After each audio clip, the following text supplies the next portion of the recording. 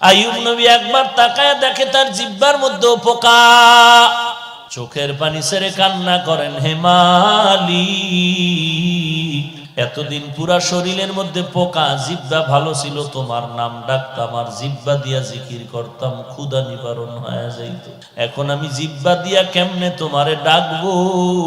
ও আল্লাহ, তুমি যা মনে করো পরীক্ষা আরো করো, তবে আমারে তৌফিক দাও, আমি ধৈর্য ধারণ করে যেন চলতে পারি। এমন কান্নার আওয়াজ, এলাকার মানুষ দুর্গন্ধে এলাকা ছেড়ে চলে গেল। হঠাৎ নবী তাকায় দেখে তার অনেক বিবি, কয়েকজন বিবি পাশে দাঁড়ায় বলে, তালাক দাও, আমরাও চলে যাও। আইয়ুব নবী বলে, যাও যাও, দুনিয়াতে মনে করছিলাম সন্তানের জন্য মা আপন বাবা আপন, আমার সন্তানও নাই, বাবাও নাই, মাও নাই, একটা উপযুক্ত পুরুষের জন্য